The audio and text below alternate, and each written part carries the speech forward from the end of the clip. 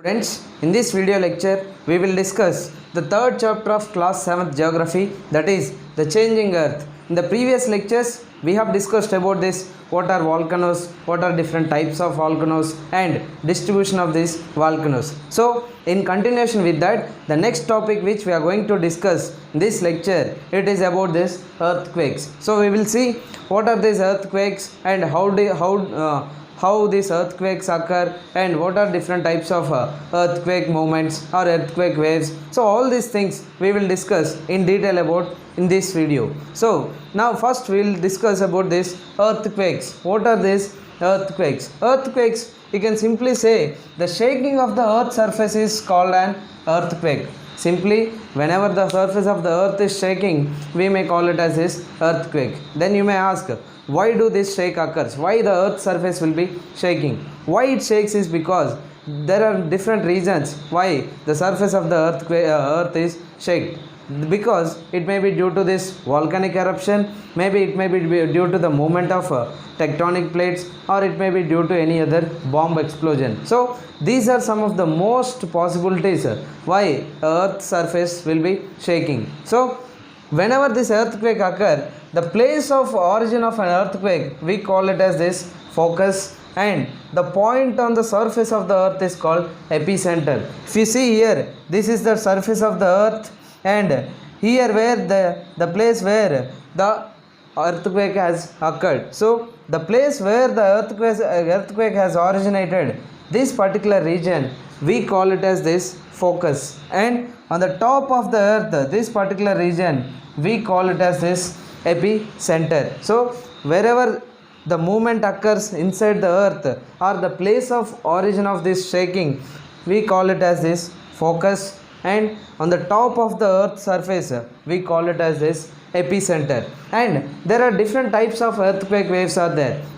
One is primary waves, secondary waves, as well as surface waves. So now in detail we will discuss about this three different types of earthquake waves. Let us discuss in detail about the different types of earthquake waves. So the first type of earthquake waves is about this primary waves, or we also call this primary waves as something known as P waves, and we may also call them as this push waves. And the very important feature of these push waves is that they are the first to arrive as they are fastest. That means these P waves, they are very fastest, that is why they'll arrive very quickly, or you can see they'll come very quickly. And these waves travel at a speed of 6 kilometers per second. The speed of these P waves is very faster, as I told, they are the fastest, therefore they travel 6 kilometers per second, and they cause small displacements. That means the places where, displacement means any kind of gap or any kind of changes on the earth surface is very less because of this primary waves. And if you can see here how these primary waves occur is that sometimes they may be compressing like this, or sometimes they may be expanding like this. So sometimes they may collide like this by colliding or compressing like this, and sometimes they may be expanded or they may be moving away from each other. So this type of movements or this type of waves, we call them as this primary waves. And the next very important types of waves are this secondary waves. We may also call them as this S waves, or sometimes we may also call them as this shake waves. And these waves are next to arrive. That means after primary waves, the next waves which occur is that secondary waves, or we may also call them as this shake waves, and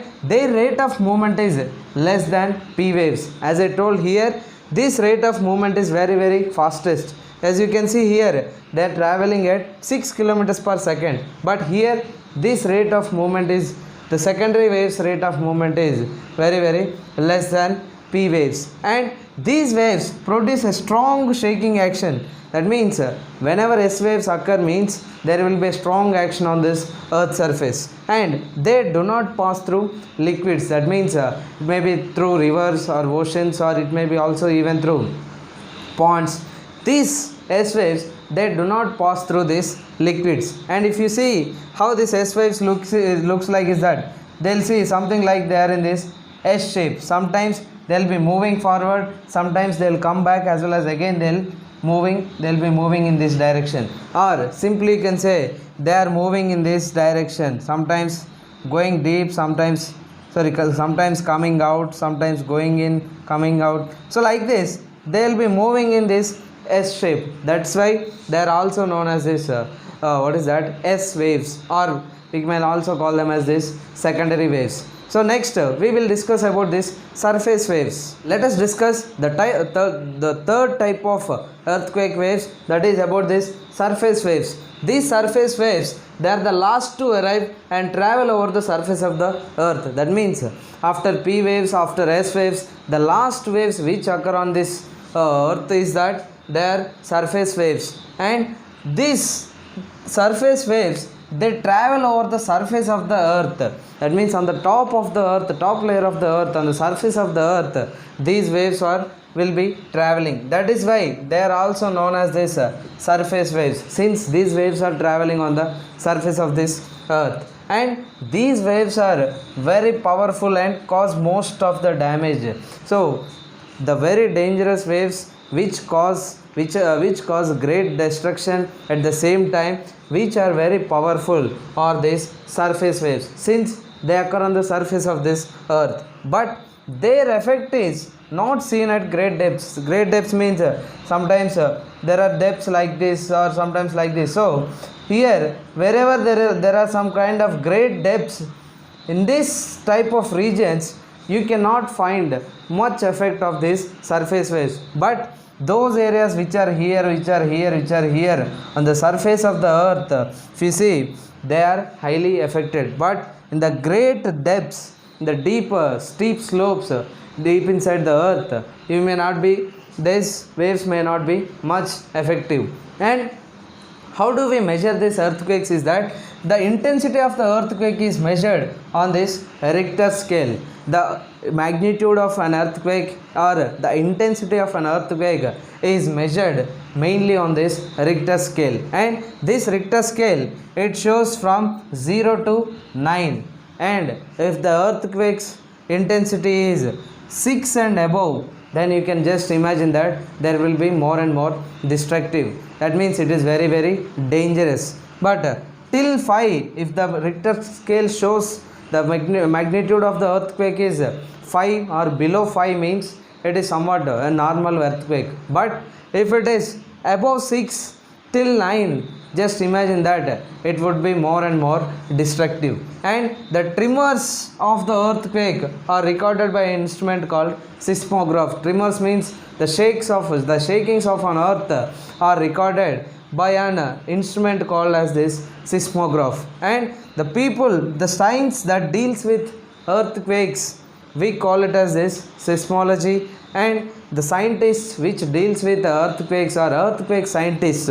We may also call them as this seismologists. And another very important feature about this Richter scale is that, suppose when the earthquake, just imagine that when earthquake occurs for the first time, if the Richter scale is showing 6, means okay, it is somewhat somewhat it is very destructive.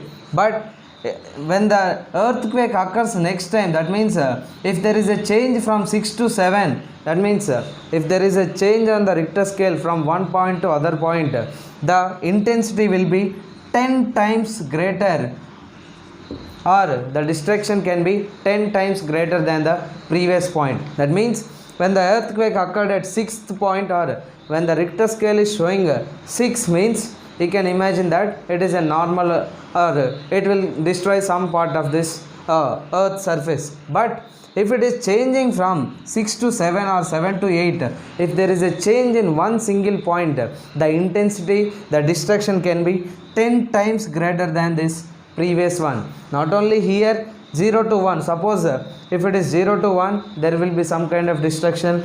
And from 1 to 2, if there is a change from 1 to 2, means it will be more and more destructive. It will be almost 10 times greater than the previous number. So this is how we measure this earthquake. How do we measure is that we measure on this Richter scale, which is ranging from 0 to 9. If it is above 6 and above, it would be very destructive, and the tremors, the shakings of an earthquake are measured by or recorded by something known as seismograph.